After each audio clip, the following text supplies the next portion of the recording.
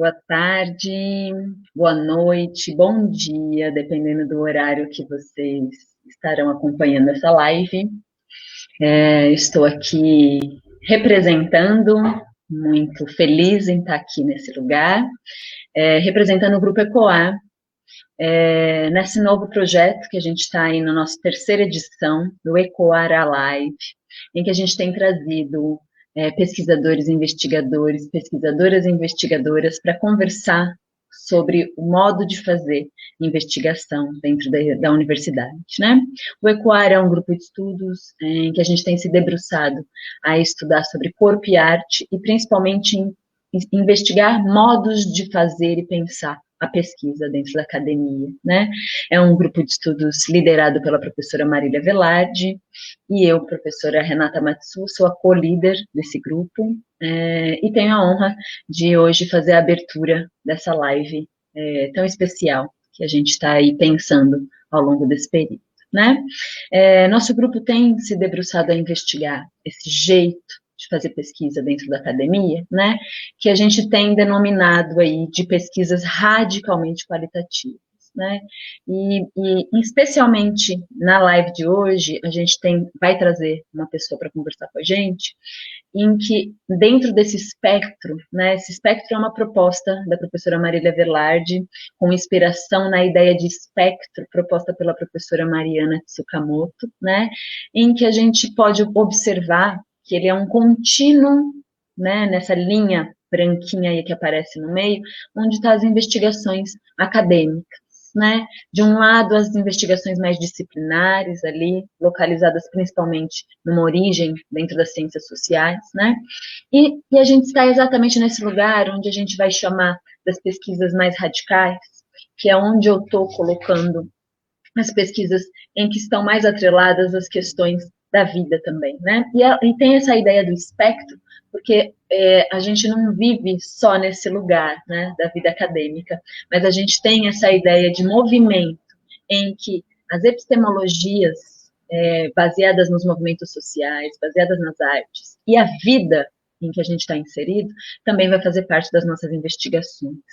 E eu faço esse levantamento anterior para relembrar e para colocar e localizar onde é que a gente se encontra, que é nessa extremidade das investigações qualitativas, que a gente vai chamar de radical, porque a nossa convidada de hoje, né, que acabou de defender o mestrado dela na semana passada, ela traz uma investigação muito, muito, muito rica e muito radicalmente qualitativa, né?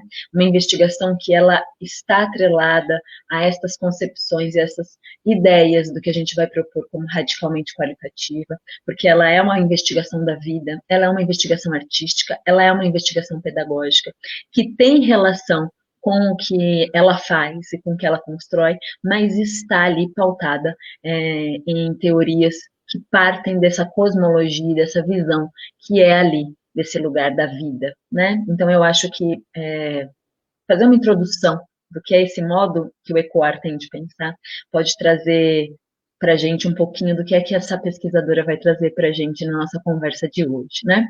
Vou chamar para vocês duas pessoas muito especiais para mim, né?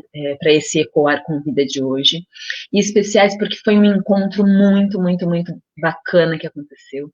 A Ana entra no nosso grupo de estudos e quando ela entra no grupo, nós mais antigos no grupo costumamos assistir, olhar, se preocupar em ver os projetos das pessoas antes delas submeterem, né?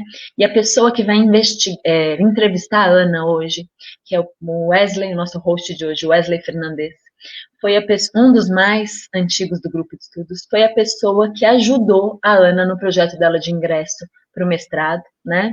Então eu chamo para vocês o nosso host Wesley Fernandes e chamo a nossa convidada de hoje, a Ana Carolina Longano. Eu tenho Olá! Olá! Olá! Que bom estar com vocês aqui. Bom, antes de tudo, agradeço a participação do Nero e da Beth, que estão ali no pôr do sol e que eles ficam bem animados nesse momento. Então, como orientação ficar em casa, a gente fica em casa, né? E arca com as consequências disso. Bom, Rê, primeiro, muitíssimo, Rê, com todo o meu carinho, minha admiração, né? Renata, muitíssimo obrigado pela apresentação calorosa. Eu realmente tive a possibilidade, a honra de, num determinado momento de ingresso aí da nossa querida, amada e que mais? A pessoa que eu aprendi um monte de coisas com o trabalho dela, com a convivência com ela, né? Eu tive a oportunidade aí de acolhê-la nesse momento de ingresso. E então é uma honra para mim hoje estar aqui conversando com você, Ana. Seja mais uma vez bem-vinda. Quero te dizer também que eu perdi algumas noites de sono quando a professora Marília me convidou para fazer essa moderação, justamente porque eu acho que é uma responsabilidade muito grande, mediante ao tema que você se propõe a, ao tema que você se propõe a refletir, criticar, encenar, escrever, falar e mais um monte de outros verbos de ação, justamente porque você fala com um empoderamento, e lógico que é do seu lugar, né? E aí eu fiquei pensando, como eu, um homem, né? Sou gay, mas como eu, um homem cis, vou conversar a respeito disso, né? Dessa preciosidade, desse trabalho de vida, que eu tenho certeza que não se encerra nesse momento, né? Mas a gente costuma dizer que precisa de uma foto ali, então a foto está posta, mas você vai continuar pensando e falando sobre isso, né? E também, então isso me inquietou um pouco, assim, e eu quase desisti.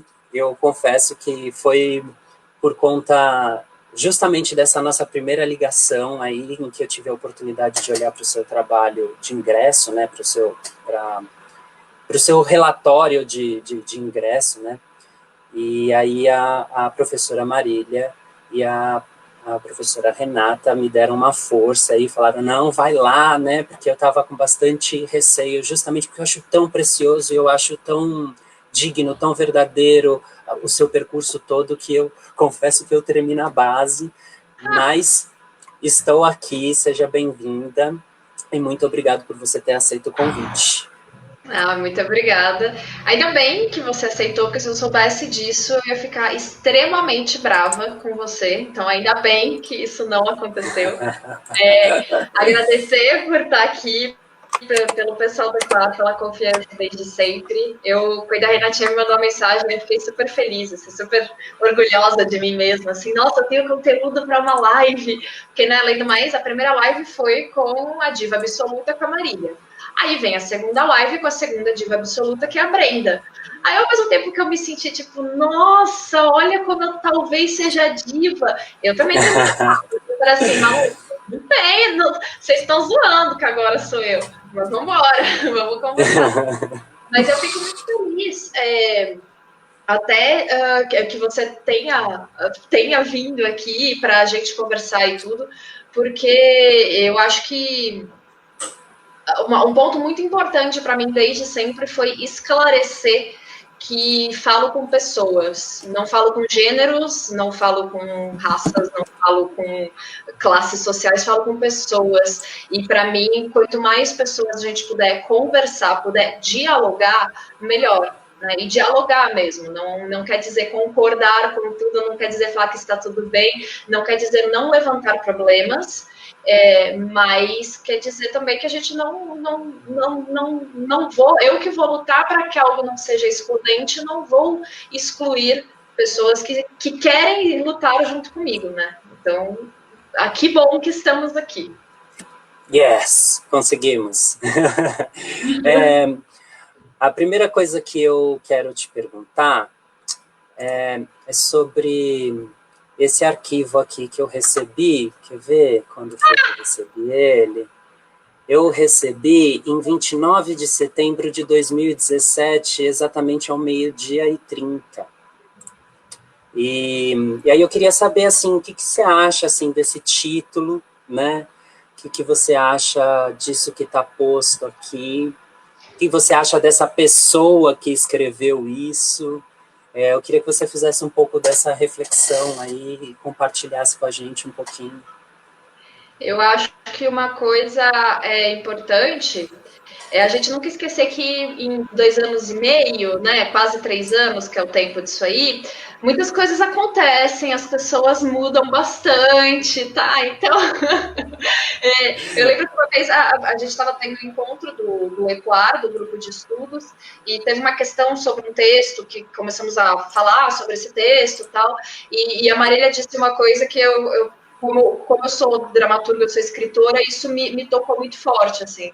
Ela falou, eu ficaria muito triste de ser julgada, né, de toda a minha vida ali, toda a minha obra, tudo que eu fiz ser julgada por apenas um texto.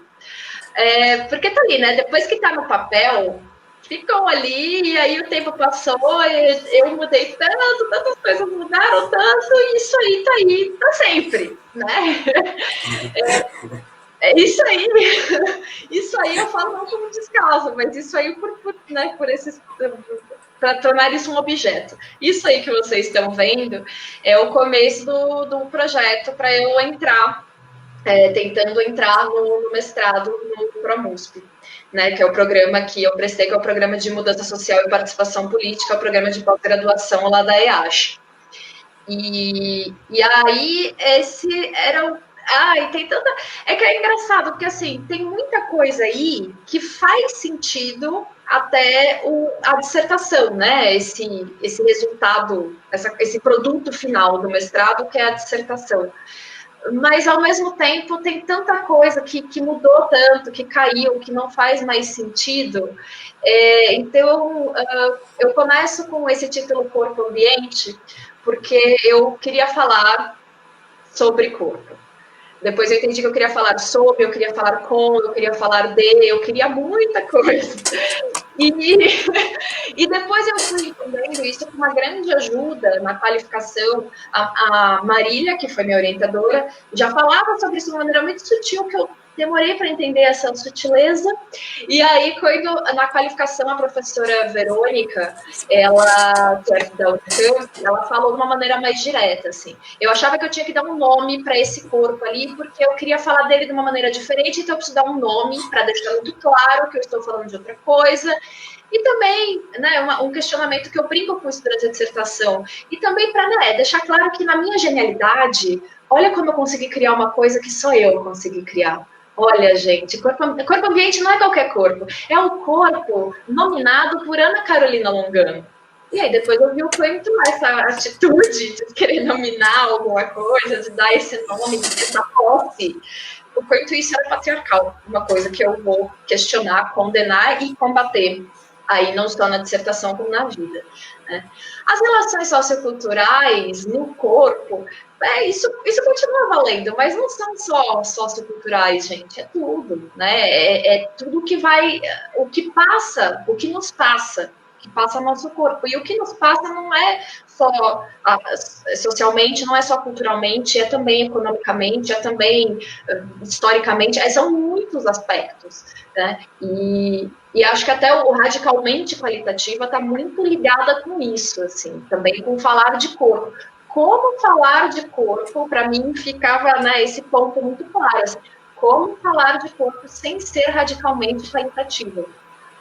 Para mim era uma coisa que era óbvio, assim, sabe? Não tinha... As coisas estavam super relacionadas. E aí, do ator contemporâneo brasileiro, é também essas viagens, né, gente, que a gente faz, assim. Primeiro, o do ator, isso foi uma coisa que eu mudei na escrita inteira da dissertação e nas minhas aulas, assim. Eu não falo, quando eu uso um termo genérico, eu não uso esse termo genérico terminado por o, né, no que seria considerado masculino. Quando eu falo de maneira genérica, eu me incluo, eu me reconheço, me entendo como mulher, então, para mim, as generalizações são sempre no lá. Então, da atriz, eu estou falando de todas as pessoas que atuam.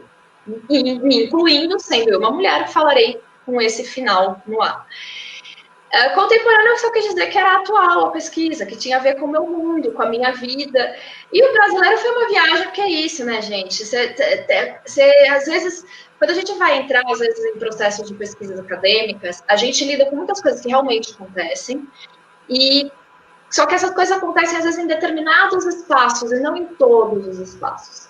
Então, quando eu voltei para a academia depois de 10 anos, né? Eu terminei a graduação, falei tchau, nunca mais volto. Passou 10 anos, eu falei, não, pera, quero voltar.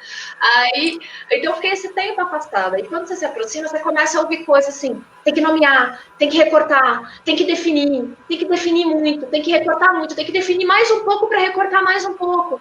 Então, esse brasileiro ali era uma tentativa de... Eu estou falando do Brasil, tá, gente?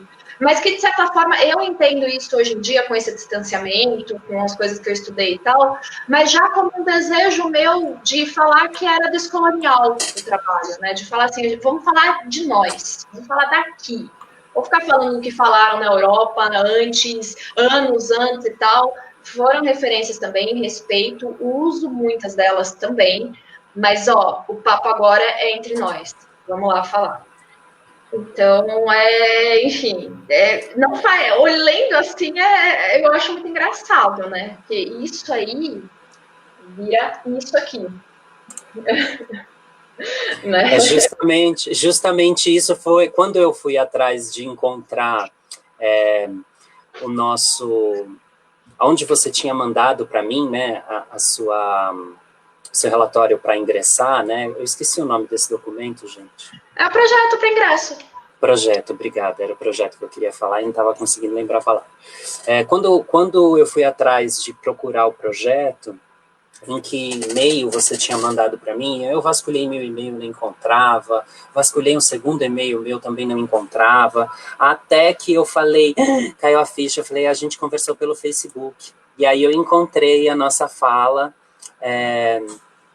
a nossa conversa ali, né, e aí quando eu abri esse documento, e eu dei de cara com isso, eu falei, nossa, que evolução, né, como a pessoa conseguiu abrir mão de vários estereótipos, de várias possibilidades de pesquisa que ela poderia ter feito, porque, de fato, você é uma estudante, pedagoga e artista sensacional, então, assim, de fato, você conseguiria entrar em qualquer programa que você quisesse entrar, né? Mas eu queria que você falasse um pouquinho dessa mudança aí, desse lugar de corpo-ambiente, as relações socioculturais no corpo do ator contemporâneo brasileiro, para chegar em seu corpo, sua arte, uma jornada artística, pedagógica, corporal.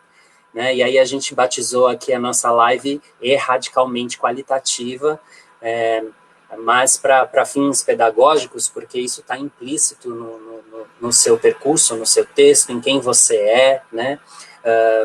Mas aí eu queria que você falasse um pouquinho para a gente de como foi para você abrir mão disso que você tinha para o seu ingresso para chegar nesse título aqui, né? Para chegar nesse lugar que você está hoje, né? E entender também como que foi para você a importância de estar nesse espaço de um programa de pós-graduação e de estar também num grupo de pesquisa que você já começou a falar um pouquinho, mas eu queria que você salientasse a importância para a pessoa Ana Carolina, para a pedagoga, para a artista, para a pesquisadora. Tá. Bom, vamos lá.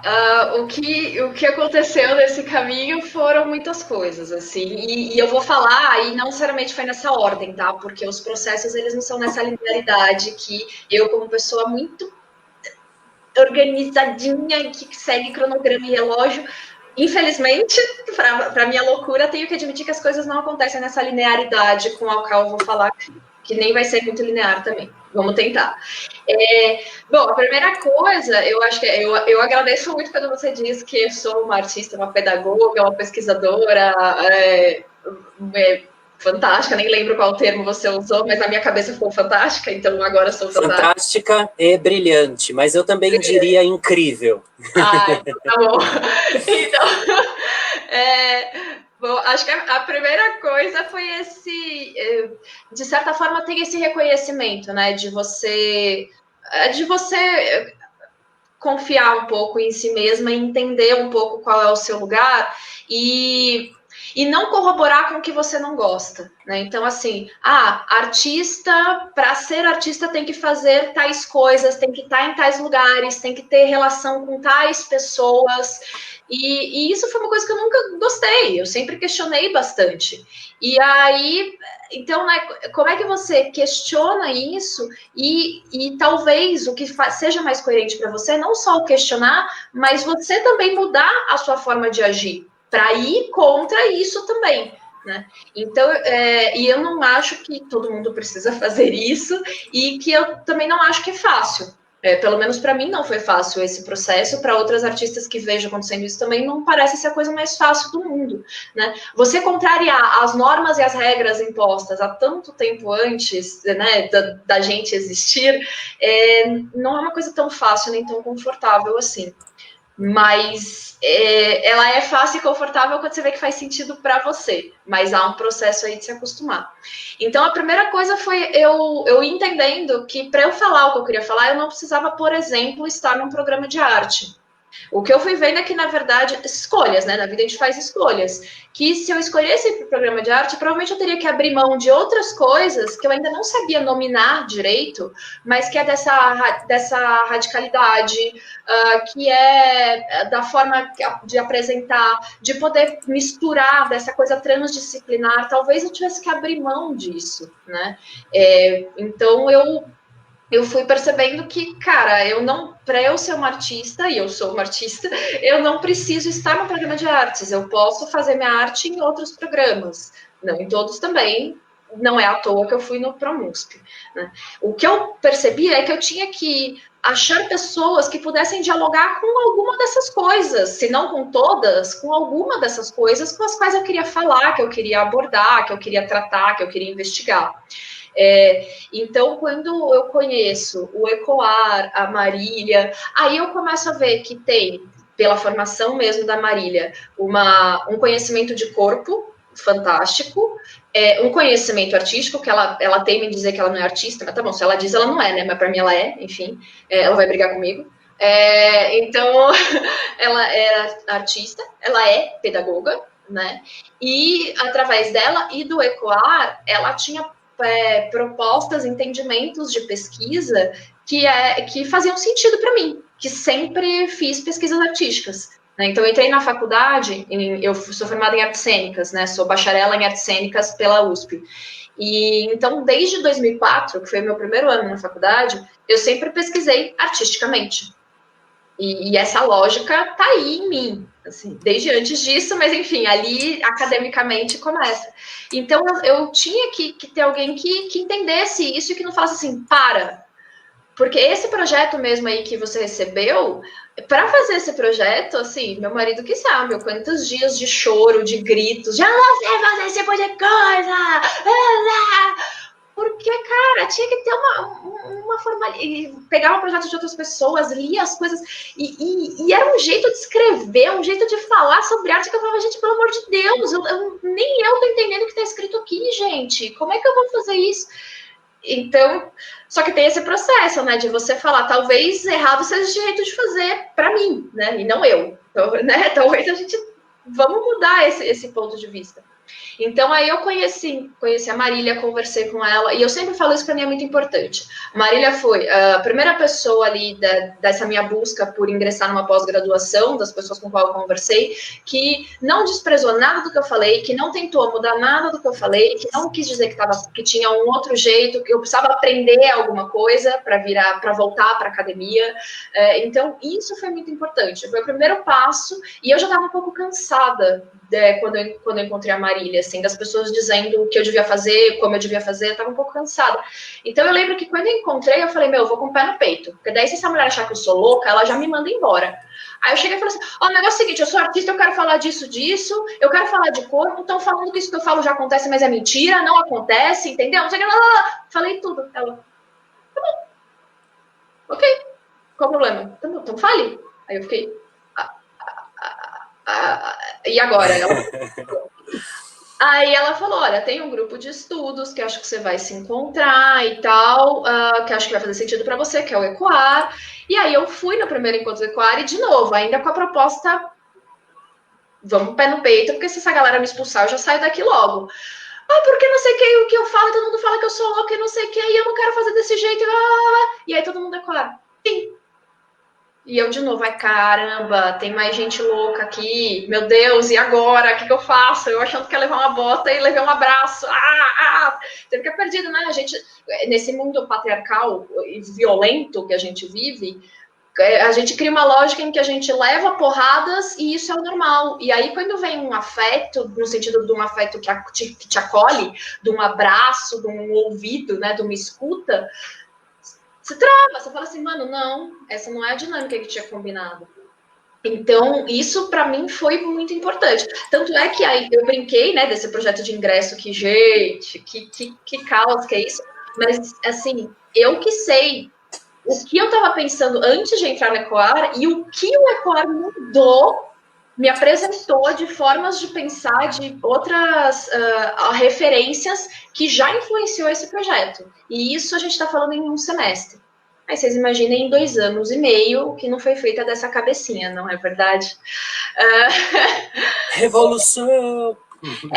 Então, aí foi todo o processo meu de fazer aulas, de fazer as aulas que, principalmente as aulas que a Marília deu sobre pesquisa radicalmente qualitativa lá na ECA e depois sobre investigação baseada nas artes, na IASH, foram muito importantes para eu ir entendendo que todo aquele conteúdo que estava borbulhando dentro de mim, ele podia ser falado de diferentes formas, para eu entender que o artística, aí que está no título da minha dissertação, que está aqui no título da live, esse artística, ele estaria de qualquer forma, porque eu, Ana, sou artista, então eu penso artisticamente também, não apenas.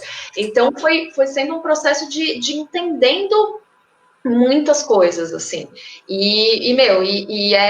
Eu brinco, eu sempre brinco com as minhas alunas. Eu falo assim, minhas professoras da faculdade falavam uma coisa que eu odiava, que é quando a gente vinha, mas eu não tô entendendo, blá, blá, blá. Aí elas falavam assim, calma, daqui a 10 anos uma ficha vai cair. E eu ficava, vai cair sim, tá bom.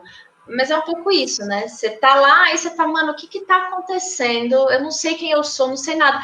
Aí, de repente, um dia você tá almoçando e faz, puta, era isso. Mano do céu. Então, isso vai acontecendo, de maneira constante em 2 anos e meio.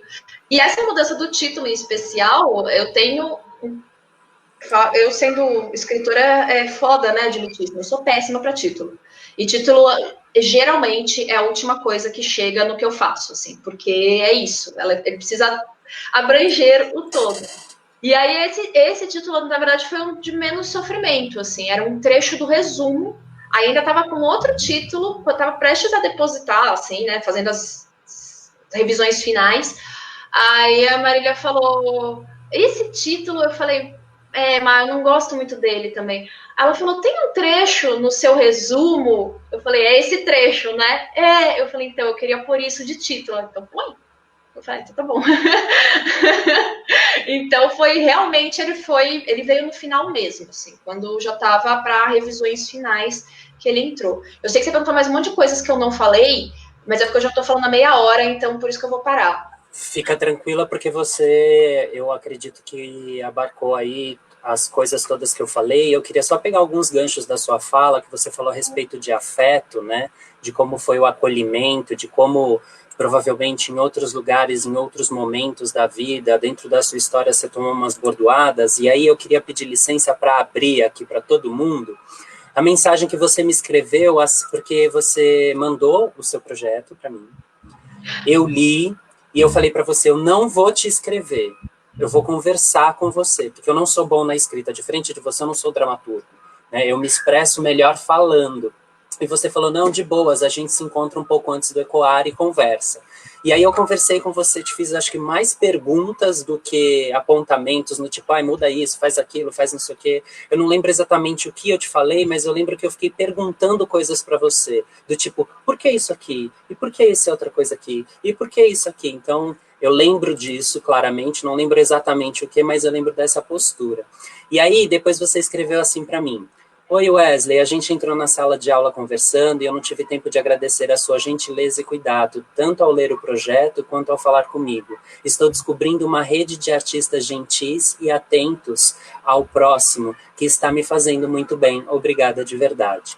Quando eu reli isso, eu tô arrepiado. Quando eu reli isso, eu falei, ela encontrou o lugar dela. E isso eu acho que é sensacional, né? Quando a gente chega em algum lugar e a gente é desconhecido, desconhecida, e a gente se sente acolhido, acolhida, acolhide,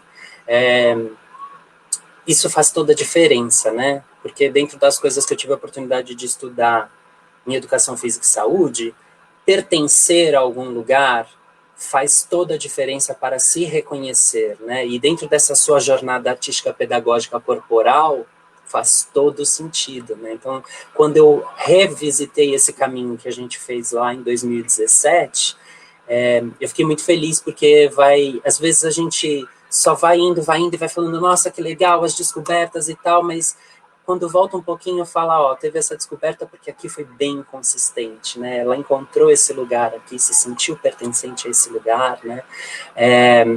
Enfim, e aí só agradecer as pessoas que estão fazendo os comentários, que já eu vou colocar aqui. O Marcelo falou algo bastante importante para a gente, né? Que o processo é o mais importante, né? Na dúvida, deixa o processo acontecer, né? E eu acho que essa é não uma fala, mas uma constante dentro do nosso grupo de estudos, principalmente por conta da postura da nossa líder e da nossa co-líder aí, que nos acompanham, né? Definitivamente a gente como grupo aí vai se acolhendo também. Eu achei isso bastante importante. Aí eu tenho mais uma pergunta para te fazer, que é a seguinte: por que você resolveu organizar, e aí eu vou aqui compartilhar a tela para as pessoas verem junto com a gente. Opa, sem excluir a coleguinha. Consegui. Então, olha só, por que você escolheu... eu estou no Instagram, gente, ó, só para vocês entenderem, eu estou aqui no Instagram da nossa querida Ana Carolina Longano, e ela postou alguns vídeos sobre o material físico dela, né? Que tem muito interessante, porque você trata a sua dissertação como uma dissertação objeto, né? Que é algo que conta por si coisas que você talvez não precise escrever. Tô correto? Tô na linha de pensamento? Totalmente. Então tá bom. E aí eu queria entender como que você faz essas escolhas, por que você escolhe fazer dessa maneira, ó, com essas imagens, com essa formatação em forma de um fichário, em que você fura as folhas, em que você definitivamente põe a mão na massa ali, né? Ou põe a mão nas folhas, né? Que estão ali, e resolve dividir o trabalho como ele foi dividido, resolve escolher as palavras com que você escolheu, nomear as partes que você nomeou. E eu te pergunto isso justamente porque eu, Wesley, só consegui dar continuidade no meu processo de dissertação quando eu comecei a recortar as imagens que eu ia utilizar. Então, assim, a partir do momento que eu comecei a fazer manualmente, recortar foto por foto, e esse processo foi bastante importante para a minha escrita e para a organização do texto que eu me disponibilizei a fazer, né?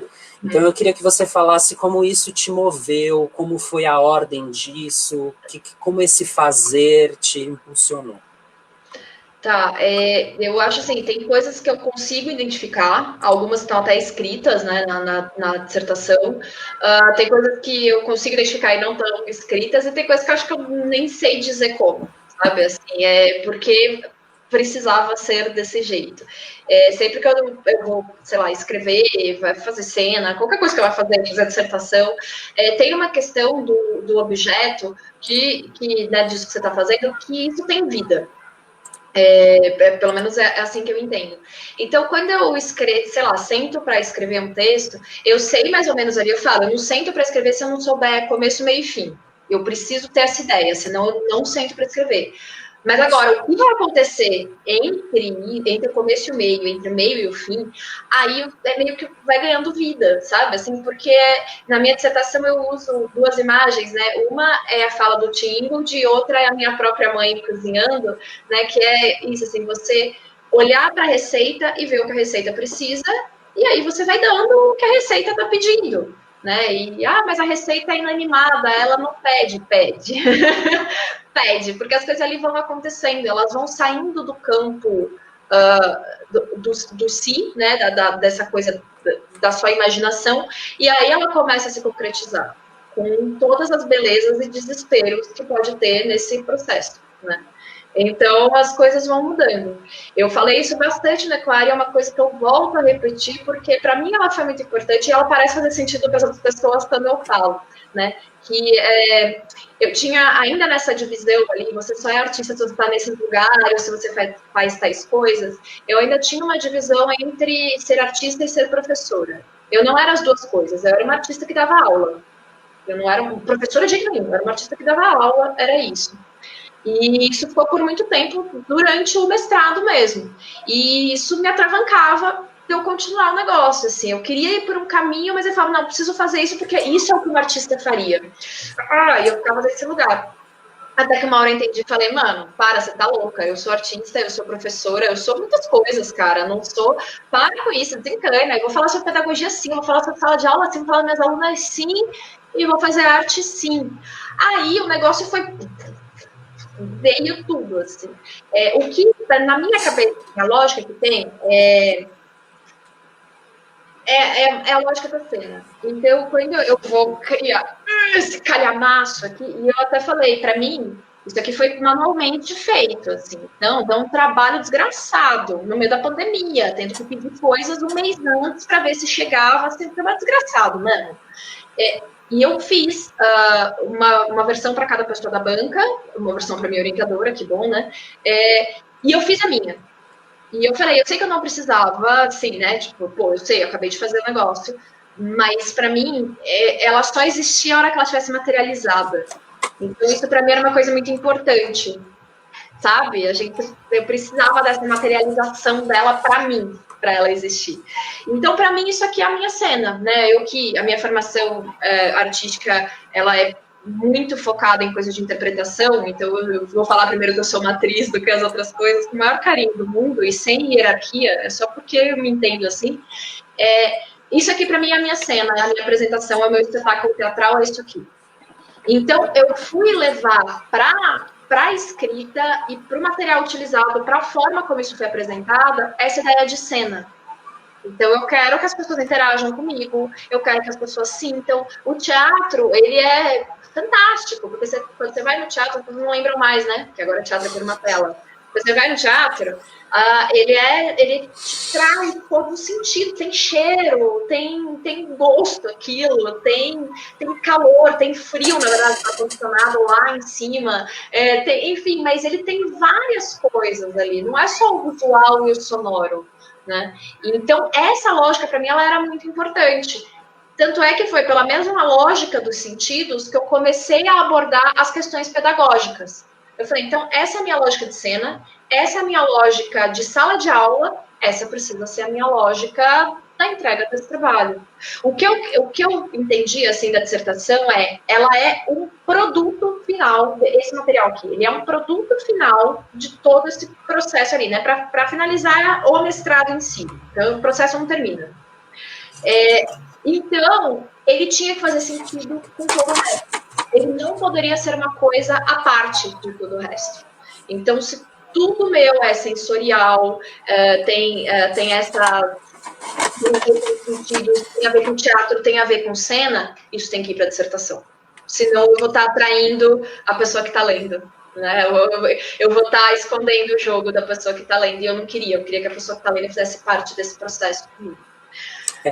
Interessante, Ana, desculpa te interromper, mas interessante você falar trair, né? Porque no fim das contas, a gente precisa, de alguma maneira, enquanto pesquisador, investigador, né? Ou pesquisadora, investigadora, traduzir a nossa experiência de percurso para essa coisa que eu prefiro chamar de coisa do que objeto, né? Trazendo a coerência do Tim Ingold, essa coisa, porque ela tem vida, né? E ela tem autonomia, e eu acho que é isso também que a gente vai buscando.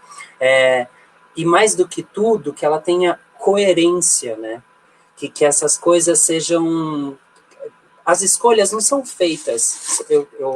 Se eu estiver falando errado, você, por favor, me corrija, mas eu duvido que você escolheu fazer o trabalho manualmente porque ia te dar mais trabalho. Você escolheu, provavelmente você escolheu, assim como quando eu fiz a minha dissertação, eu escolhi aquilo que o trabalho pedia, né? Então, quando você fala, às vezes eu tenho o ponto A e o ponto B, o que vai ficar no meio eu ainda não sei, é isso, é o que esses pontos vão pedir, né? O que essa materialidade precisa expressar, né? Pensando... nós atores na cena, né? O que a gente precisa expressar para poder dar conta daquilo que está, da dramaturgia que está posta, né? Então, que materialidade eu preciso ter para poder expressar, como bem a nossa Renatinha está colocando aqui, trazer para a vida, né? Então, essa coisa precisa trazer vida para aquele processo, né? Então, e aí também trazendo o Paul Klee, né? O processo é vida, né? O resultado é a morte. Então, o que fica ali para você, com certeza, é isso, que está vivo, que está pulsando, né? Se eu fiz a citação do Paul Klee errado, me ajuda, gente. Mas essa é a intenção. Mas essa é a essência da coisa, né? Isso eu tenho certeza. Você quer complementar mais alguma coisa disso, Ana? Que eu sei que eu te interrompi, isso é péssimo. Não, porque é isso, assim, aí eu fui vendo as escolhas de materiais, as escolhas estéticas, era isso, tinha a ver com esse processo e tinha a ver com uma coisa que é inerente à arte, principalmente, né, nós que fazemos arte no Brasil, não tô nem considerando 2020, tá, gente? Mas, assim, nós que fazemos arte no Brasil, que é necessidade e desejo, necessidade e vontade, né? Então, assim, eu desejo tal coisa, mas eu só tenho isso. Eu quero tal coisa, mas o cachê é esse. Eu queria tanto, mas o dinheiro para o cenário é esse. Então, foi também no que eu tinha ali, no que as coisas iam se casando durante essa feitura aí, né? Então, as escolhas também tiveram muito disso.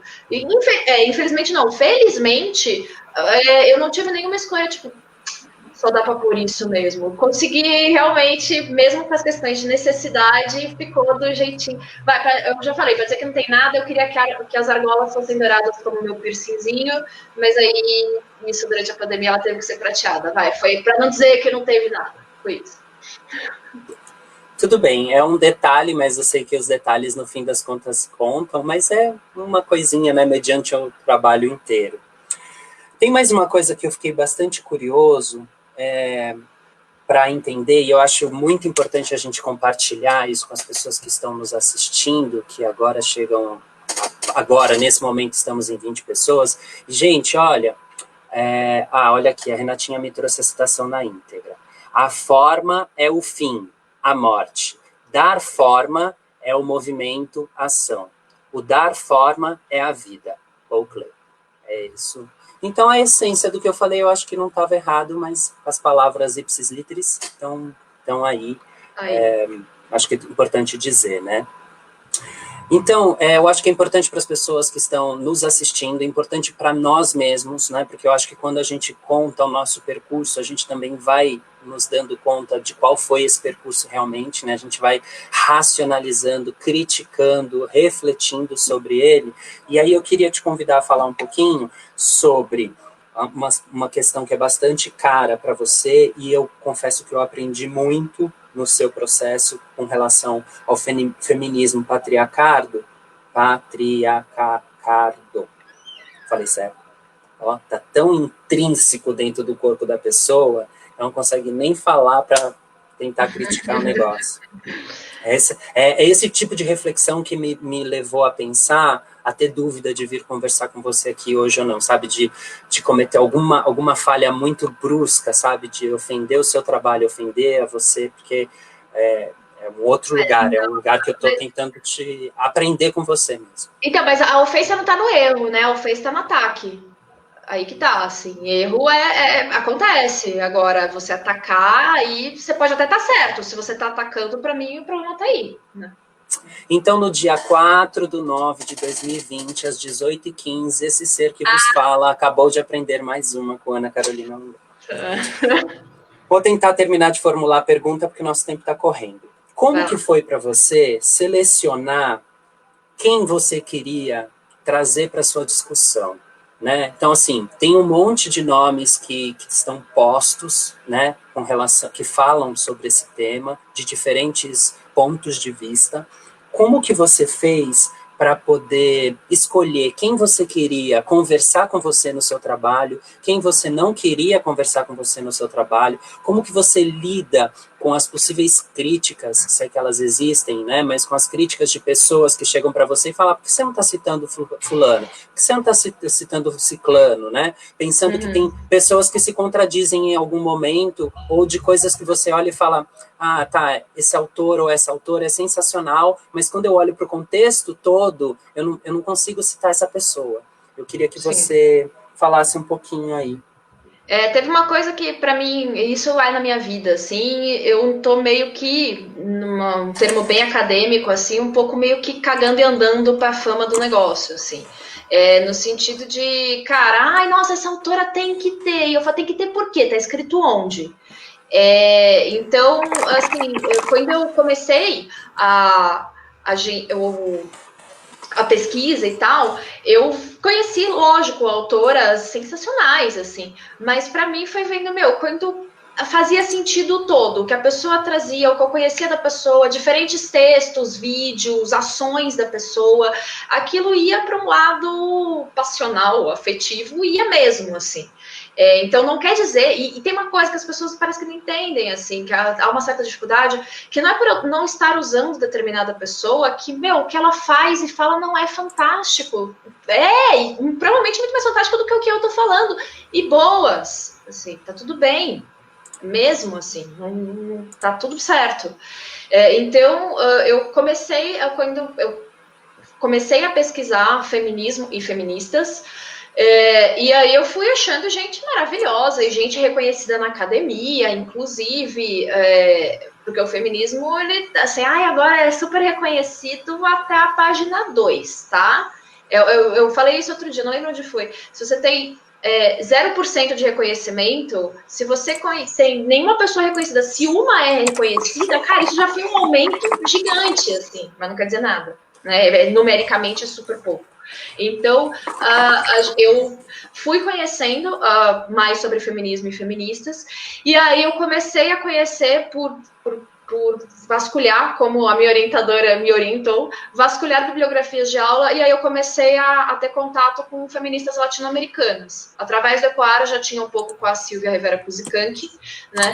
Mas na questão de feministas mais radicais, anarquistas, latino-americanas, fui vendo bibliografias de aula e tal, e aí que eu cheguei numa que é uma das que eu mais cito e uso, que é a Maria Galindo.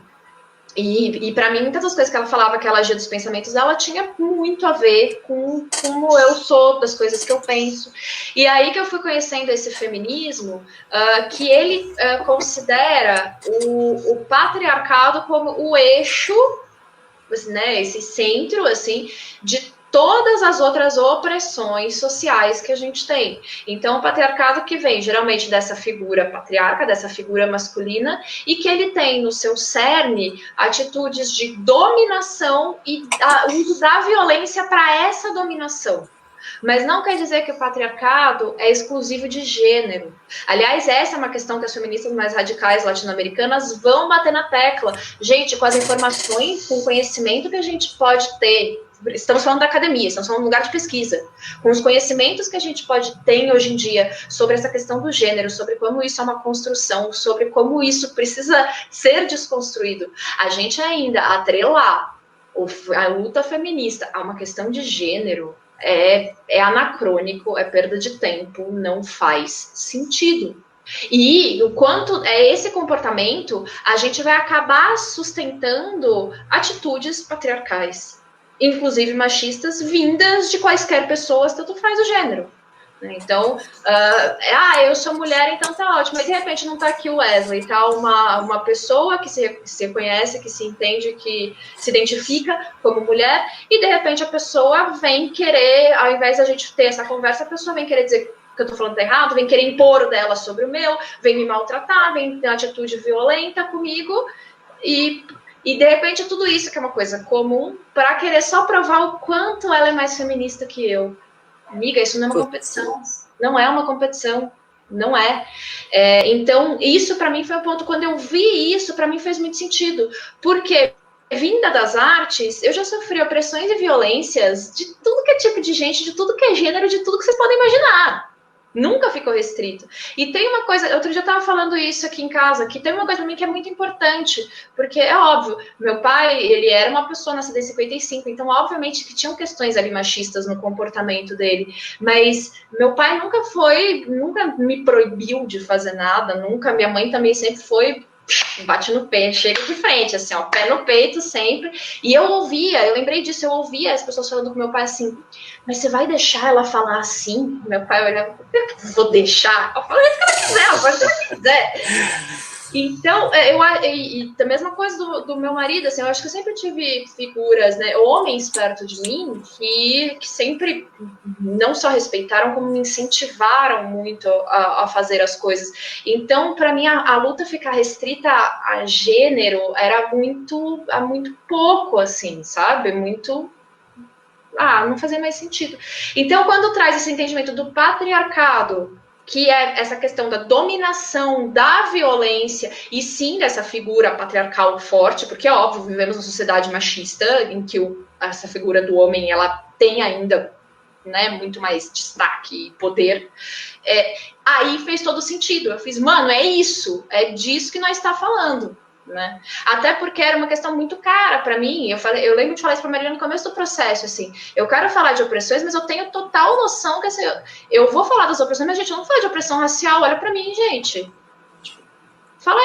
Eu falo, por exemplo, da liberdade dos corpos, de como vivemos de corpos diferentes, mas eu tenho noção que eu sou branca, que eu sou magra, que eu sou considerada uma pessoa bonita. Então, assim, eu tenho essa noção.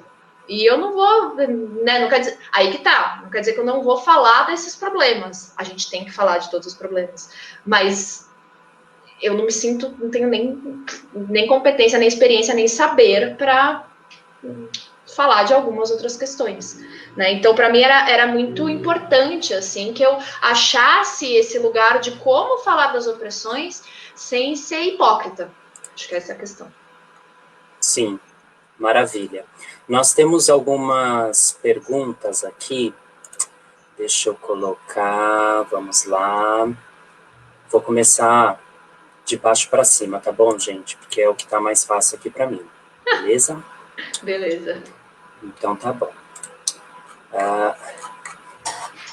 A Bruna, cadê? Aqui.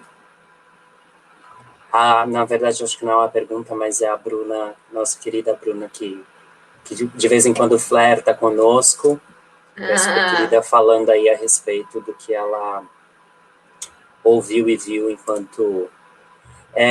Temos alguma ideia de quando vai ficar disponível para os réis mortais poderem... Porque eu não sou réis mortal, porque eu já tive a oportunidade de pelo menos passar os olhos pela sua dissertação de forma digital. Eu estou louco para conseguir palpar ela, né? Mas temos alguma previsão? Eu sei que isso é um processo burocrático que às vezes... A correção é pouquíssima coisa para corrigir, tipo 3 frases. A Maria falou assim, depois eu te mando as coisas para corrigir. Eu falei, mano do céu, é um áudio assim, tem isso, isso e isso, tá? Tchau. Pô, é isso, galera. Então, a correção eu vou fazer agora, nesse fim de semana no feriado, e aí vou fazer trâmites de biblioteca e tal. Aí eu não sei qual é o tempo da USP para liberar isso, mas eu acredito que até o fim do ano tá aí, né? Então... Oremos. Obrigado, Bruna, pela sua participação. A nossa querida Diane, fala para você. Ana, você fala de várias transformações nesse processo de pesquisa. Como o mestrado mexe com você, educadora, e o quanto disso reflete na sua dissertação? Mano, mexe totalmente uma coisa na outra, uma outra na coisa. É assim, teve um processo muito legal que eu gosto de fazer as coisas com antecedência e num cronograma que tem espaço para qualquer tragédia mundial. Não esperava a pandemia, mas até isso deu certo. Até o tempo que eu tinha no cronograma deu certo. Então, eu comecei a escrita final, assim, né? Do primeiro brutão, assim. Eu comecei em outubro. E aí, foi de outubro até dezembro, assim. Até o final de dezembro eu ter esse primeiro brutão. E aí era muito interessante porque eu normalmente dou aula à noite, né? Principalmente à noite. Então, à tarde eu ficava escrevendo e à noite eu ia dar aula. Mano, as minhas aulas eram tão boas nessa época, assim, e aí você tinha que dar uma segurada, porque eu chegava com aquilo do mestrado, assim, que eu tava escrevendo a dissertação, borbulhando, e aí uma hora eu falava, gente, eu tô na sala, por que tal coisa? E o corpo, por que da liberdade? E aí você vê as alunas, às vezes, sabe, assim, tipo, mano, você tá empolgada demais, é sexta-feira, 10 horas da noite? Menos, sabe? Mas isso era muito legal, assim, porque essa troca foi o tempo inteiro. E aí, de repente, eu vi uma reação que as pessoas tinham ali, e eu falava, opa, pera, dá pra mexer nisso e tal. Então, por exemplo, tem uma coisa que é uma nota de rodapé, assim, mas que é muito marcante, que tem um exercício que eu dou, e que eu falo que eu nunca tinha recebido, até agora não recebi para esse exercício, uma mulher, uma pessoa que havia nascido com vulva, a hora que ela fosse desenhar, ela desenhasse essa vulva. Eu nunca tinha recebido isso, até dezembro de 2019. Aí, no meio da pandemia, dando as aulas de maneira remota, um outro exercício que eu dei foi a primeira vez que eu recebi isso. Então, uma mulher com vulva, ela se desenhou e ela desenhou a vulva. Eu fiz, mano, 2020, eu dou aula há mais de 10 anos, primeira vez, mano. E aí, isso entrou na dissertação. Eu falei, mano, vai ser uma nota de rodapé, mas isso vai estar na dissertação. Que conquista, isso, né? Pois é, e da pesquisa viva, né? Você fala assim, eu nunca recebi. Para esse exercício eu não recebi, mas para um outro eu recebi, tá, galera? A mudança tá acontecendo.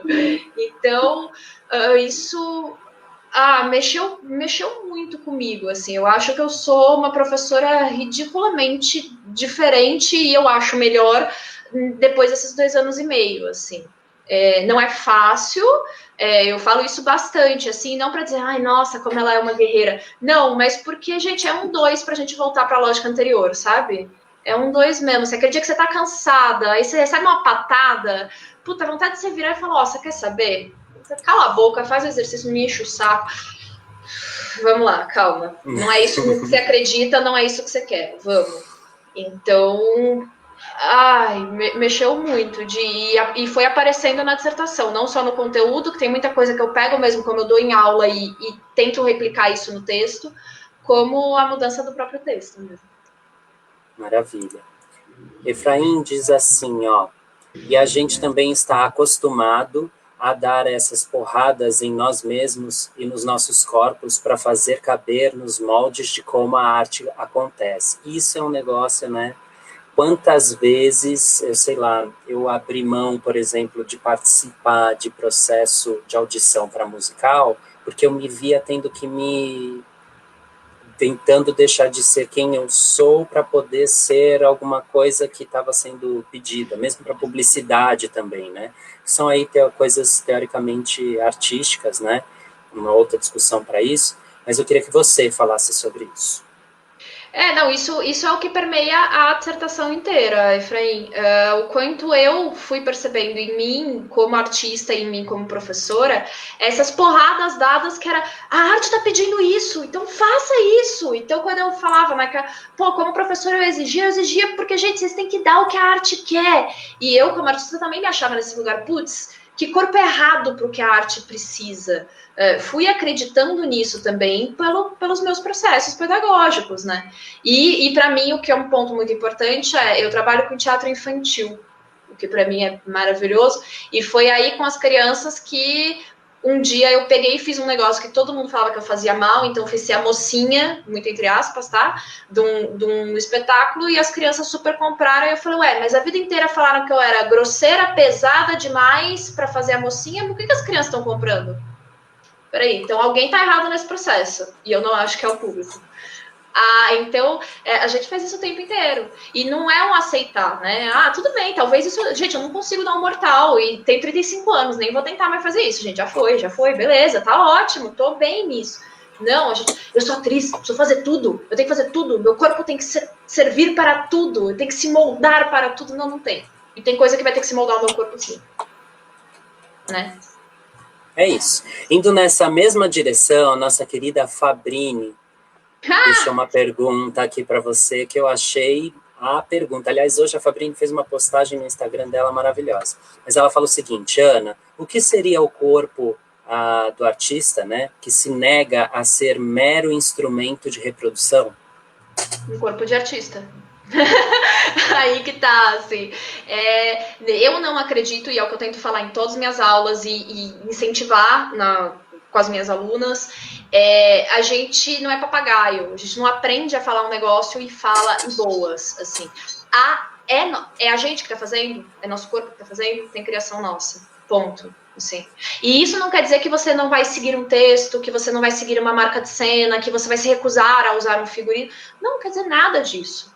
Mas há que se ter um diálogo entre tudo isso. Né? E sem essa hierarquia, assim, é o figurino que vai mandar, acabou, o resto obedece. É o texto que manda, acabou, o resto obedece. É a pessoa que atua, que manda, o resto obedece. Não, é todo mundo vivendo junto ali. Então, ninguém está reproduzindo. Está todo mundo criando de maneira coletiva e democrática. Aí a gente quebra o eixo patriarcal. Quando tem uma democracia radical, não democracia grega que era excludente, mas uma democracia radical, aí tchau patriarcado, não tem espaço, né? Não tem como. Ninguém domina, ninguém ganha, não tem poder, não tem violência, acabou. Então, para mim, a pessoa que atua, ela fica muitas vezes entendida nesse lugar da reprodutora. Reproduz esse texto, faça a minha cena, faça... para mim, não faz isso. Eu sou uma artista, eu tô criando, tenho a minha arte ali. Meu corpo tá ali, eu tô ali, respeita. Então, para mim, isso é um corpo de artista, o que se nega a ser mero instrumento de reprodução. Ótimo, maravilhoso. Maravilhosa. Acho que a gente atingiu conseguiu contemplar as pessoas que participaram nesse momento conosco. O vídeo vai continuar aí, e eu acho que vai continuar ecoando, então vou convidar você para de vez em quando dar uma olhadinha lá na página do Ecoar para poder responder ou tirar alguma possível dúvida a respeito do que foi colocado, né? E te dizer que foi um enorme prazer poder estar aqui com você hoje. Estou muito feliz e eu falei isso para Marília e eu vou abrir para todo mundo. Eu falei, Marília, eu estou com medo de dizer não para o seu convite, porque eu sempre aprendo tanto quando eu me sinto desafiado por você. E aí, assim, puxa, muito obrigado, Ana. Obrigado por você ter dado vida ao seu trabalho, por você ter contado sobre a sua experiência.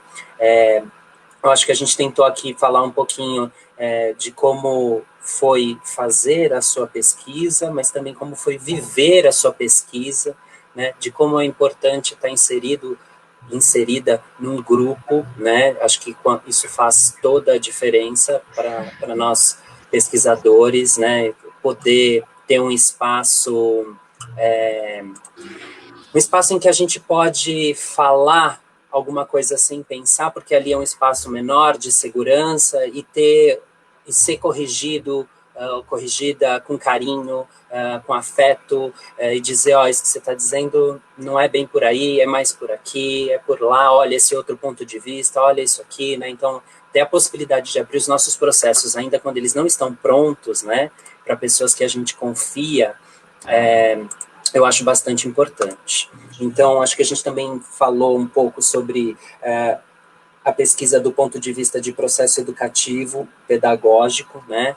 Então, quando a gente pensa, eu acho, em arte, pedagogia e ciência, vou colocar a palavra ciência aí, eu acho que não dá para a gente desatrelar, né? Então, quando eu olho para o seu título, eu me identifico muito, porque em algum momento lá atrás eu também já tive um pouco dessa constatação, a gente é tudo ao mesmo tempo, porque a gente está fazendo a pesquisa da vida enquanto a vida está em curso, né? A gente não entra no laboratório, freeze, para a vida, olha para aquilo ali, recorta mais um pouco, separa, aí põe alguma coisa para dar um contraste, aí volta, deu o horário da pesquisa de hoje, fecha o laboratório e vai embora para casa, né? Não é isso, né? Então, acho que deu para ficar claro aí esse processo que é rico, e em um determinado momento, alguém que eu esbarrei na vida, que estava fazendo doutorado em medicina, virou para mim e falou assim, nossa, mas esse tipo de pesquisa que você faz é muito mais difícil do que eu, porque eu olho lá, eu pingo o sangue do coração que eu coletei, coloco na lâmina, olho no... acabou, e é isso que eu vou fazer, você está atento o tempo inteiro, né? E eu acho que é isso que eu também percebo no seu trabalho, que você está atenta o tempo inteiro e refletindo o seu trabalho e você, porque, né, no fim é tudo uma coisa só, não é separado. Então, muitíssimo obrigado por você ter aceitado o nosso convite, convidar todas as pessoas a visitarem as nossas redes sociais, tanto no Instagram, que é ecoar@usp, o nosso blog, que tem textos lindos e reflexivos e críticos e poéticos também da nossa querida Ana, que é o pesquisaqualiensina.blogspot.com. A nossa página do Facebook provavelmente vocês já conhecem, porque estão nos vendo por aqui, e o vídeo também vai ficar disponível lá na nossa página do YouTube, tá bom? ecoar.usp. Então, é importante que você que está aqui comentando e dando força e dando visibilidade para os nossos trabalhos, para o nosso grupo de pesquisa, para as nossas artes, né, para as nossas pedagogias, que você comente, que você dê o coraçãozinho, que você compartilhe, porque isso vai formando uma malha de fios vitais aí, também trazendo a ideia do nosso Tingle, de que vai entrelaçando em alguma coisa que é viva, né? E aí a gente vai conseguindo cada vez conversar com pessoas de diferentes lugares, de diferentes histórias, de diferentes experiências, com seus mais diversos corpos. Então, Ana, mais uma vez, obrigado. Imagina, obrigada eu. E aí eu queria que você finalizasse com uma fala sua de uma constatação, de uma dica, de um ponto, de macumba, de uma reza, de uma oração, de uma mandinga, de um chá. Fica à vontade.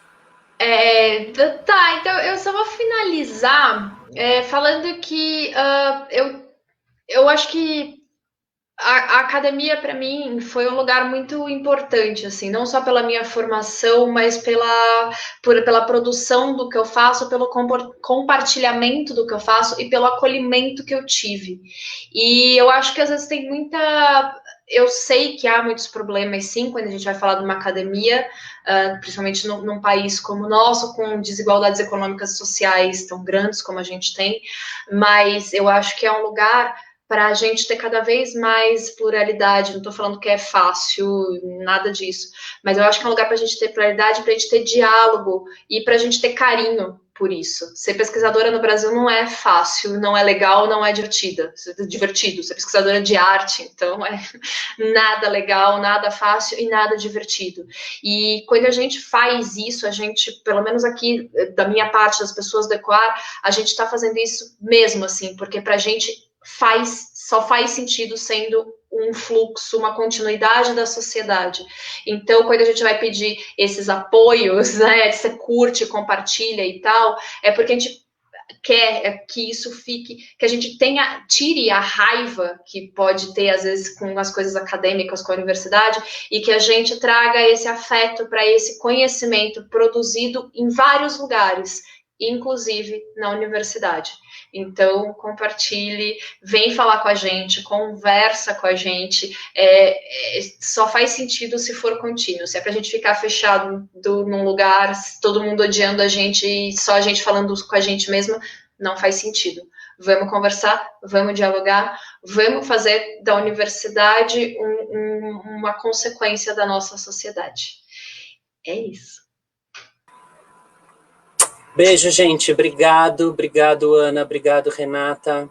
Um beijo para todo mundo. Eu nem vou dizer que eu tô morrendo de vontade de agarrar e abraçar vocês e poder sentir o corpinho de vocês, porque fica quase, né, falar mais do mesmo. Exatamente. Um beijo. Muito obrigada vocês, obrigada a todos e todas que estavam aí com a gente assistindo. Tchau. Tá.